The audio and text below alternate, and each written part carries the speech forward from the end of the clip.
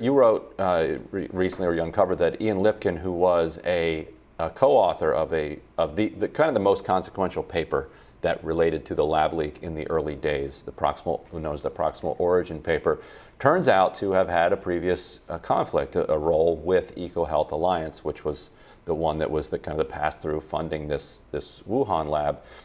So can you talk a little bit about who Dr. Lipkin is, how you uncovered this relationship, and what it says about the early stages of our debate about whether it was a natural origin or a lab leak?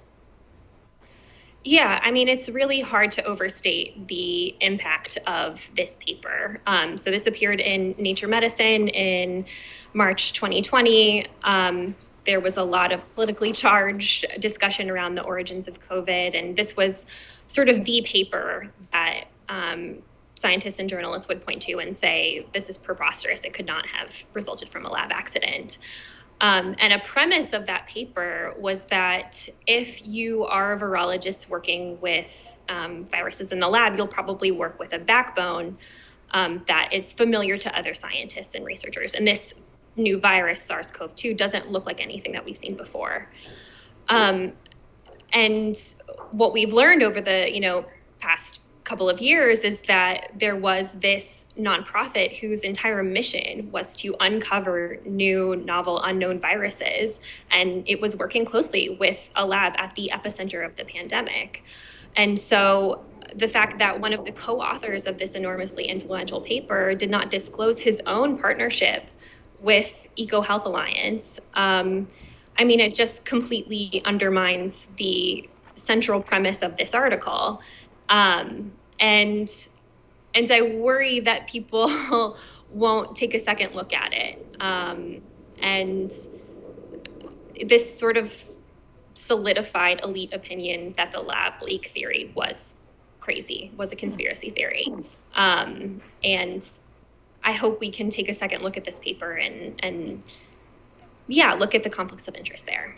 Yeah, and it's such a good catch, because it gets to the stakes that different people have, and it may seem to people, certainly this is not my reporting niche, my area of expertise, it does seem wild that so many people in the medical community are so conflicted when it comes to their interests and when it comes to the stakes they have in this very specific debate, but very consequential debate.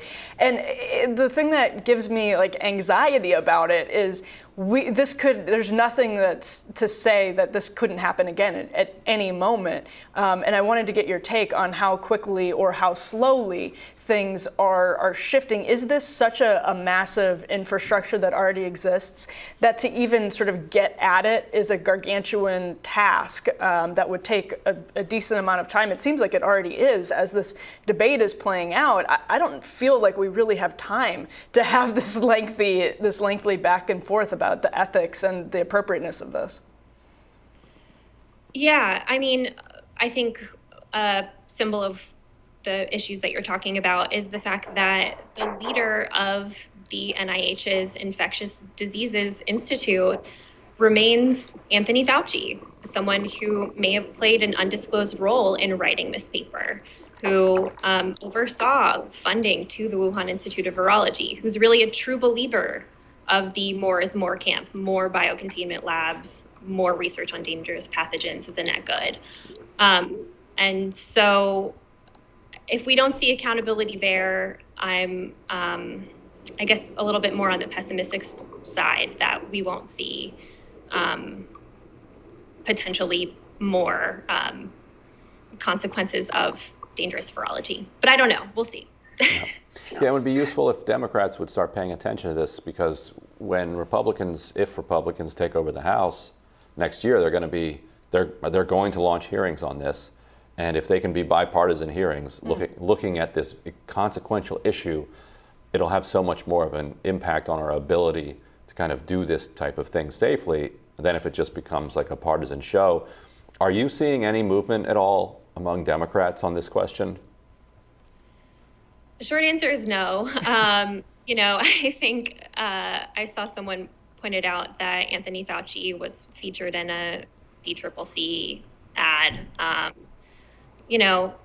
This debate has unfortunately been really politicized, and that's unfortunate because this is a debate about whether, we want the Pentagon to be funding biodefense infectious diseases research 20 years after, concerns about anthrax attacks and weapons of mass destruction. I don't think that should be a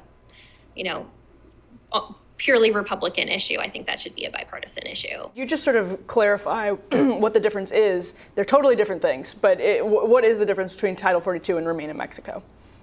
It is confusing. They're pretty much sister programs. The Trump administration first put in Remain in Mexico to prevent allowing asylum seekers or potential asylum seekers into the country while they awaited their turn in immigration court. Later, when the pandemic came along, to prevent even more asylum seekers from coming in or from requesting asylum and staying in the United States, the Trump administration put in Title 42, and that basically said, if you're caught at the border, you're a foreign national, you didn't have permission to be here ahead of time, there's a pandemic going on, we're going to expel you either to Mexico or to your home country, but we're not even going to process you. We're not even going to ask you if you're an asylum seeker. But fundamentally, both those programs were geared at having fewer people come into the country through what the Trump administration termed was the asylum loophole, a term that obviously is not widely accepted. Right, and so where does this leave us now? So Remain in Mexico is ruled unconstitutional by 5-4, and so Title 42, is that just dependent on CDC guidance, or where are we now? Like if Title 42, Title 42 is still, the end of Title 42 is still blocked by the court. So the Biden administration is forced to continue implementing Title 42 the way until yesterday it was forced to continue implementing Remain in Mexico. A key difference, however, is Remain in Mexico depends on an agreement with Mexico. So it jumps into foreign policy. So the court said, courts can't be telling the executive how to conduct foreign policy. That was number one. And number two, the court's reading of immigration law was that the administration has actually a wide range of options. They don't have to jail everybody who's pending an asylum case. They don't have to expel anybody who wants asylum. But they can do these things. So broadly, I would say this ruling is a win for executive powers over foreign policy and over immigration policy. That is a really good way to put it. And it ended up before the Supreme Court because states sued when the Biden administration sought to get rid of Remain in Mexico. And now Justice Kavanaugh wrote actually that it hadn't been used that often, that there weren't that many cases that came to be over the course of the Trump administration. Can you talk to us about the accuracy of that? How did this actually sort of play out over the course of the Trump administration? Asylum, people might not realize, is a very narrow legal category. And so it's all very complicated. But what did this actually look like in practice? At some point, there were 70,000 people subjected to the program. So these are people necessarily from the so-called Northern Triangle, Guatemala, Honduras, El Salvador, who came through Mexico, asked the United States for asylum, said they had a fear of returning to their countries, and then basically got plopped back over into Mexican border cities. Now, there are parts of Mexico that are perfectly safe, but the border cities are not it. So these people with fewer resources, they're poor. They wouldn't be coming unless they were poor, disadvantaged, and afraid. They were put in these cities that are dangerous. They started creating these migrant camps. Basically, had no other option but to create sort of refugee camps in North America. That is something you had never seen historically. And it was very dangerous. There was a lot of crime against them, against these migrants. There were murders. There was definitely a lot of sexual assault in these camps, and there wasn't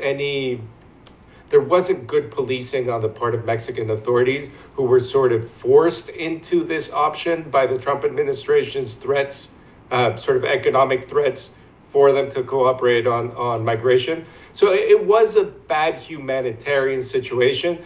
Yes, it was only 70,000 out of, say, 1 million people, I'm throwing that number out. So a relatively small proportion of people, but there was a humanitarian crisis detonated by Remain in Mexico. Liberal world order started trending after White House director of the National Economic Council said this on CNN. What do you say to those families who say, listen, we can't afford to pay $4.85 a gallon for months, if not years. This is just not sustainable. Well, what you heard from the president today was a clear articulation of the stakes. This is about the future of the liberal world order, and we have to stand firm. Brian, that gets to your point. Right. Well, this 40% increase or whatever it is at this point is about beating Russia. And what he means is liberal democracies. These are liberal democracies who are facing off against authoritarianism in a struggle for the future, and that if you want to win that struggle, then it's going to cost, and you're going to sanction a giant oil-producing state. Now, I can make plenty of arguments that the sanctions aren't the way to go, that this is now becoming a regional war between Ukraine and Russia, that the United States doesn't need this heightened level of kind of mobilization around.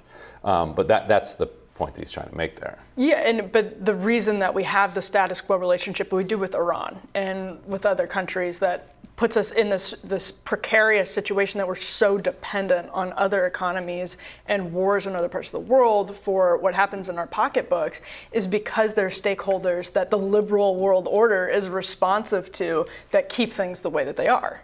Right, and there's nothing liberal about Saudi Arabia. Absolutely not. Or the United Arab Emirates. Well, women can drive there.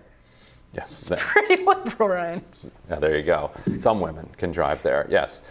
So if you're allowing Saudi Arabia into your liberal world order, then let's let Venezuela and Iran in too, and then if they're really going to say, look, you need to suck it up for $5 a gallon gas for the good of the world.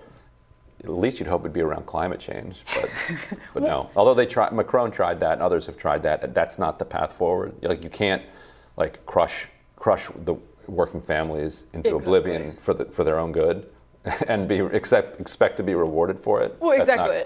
And who gets rewarded at the same time? While they're being punished, the people who get rewarded are also special interests that are being rewarded as part of these contracts and these deals, that even if they are companies that are going to help us transition, they're still major corporations and they're still funneling a whole bunch of money to the top into special interests. But people who think that there's some button that a Republican could come in and press, and all of a sudden they're drilling all over the country, and it would immediately go right in your gas tank, and prices would go down. It's just a fantasy land, and we're very likely to find that out.